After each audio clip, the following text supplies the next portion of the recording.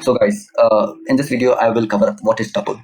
Since we have a list in Python, but still we want to use the tuple. Why we need tuple? The reason is tuple works faster than the list. Also, tuple values, we can use those as a keys in our dictionaries.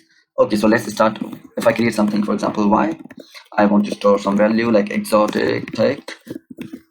Okay, so this is how you create the tuple. So what the syntax is, for list, we use the square brackets. In tuple, we use the round brackets. Now I want to print this tuple, so I will just write y. Now my tuple is printed out. So we can do many operations with tuple as well. You can explore it like y dot. With dot, you will get all the possible things you can do with the tuple. Okay, so let me do one thing more. What if I want to loop over this tuple? I will just create some variable items in y. In my tuple, I want to print out something. For example, I want to print out the items inside my tuple y. So let me print it out. I got the exotic deck. So this is how you loop over your tuple.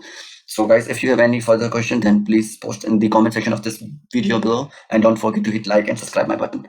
In next video, I will discuss about the sets. Thank you.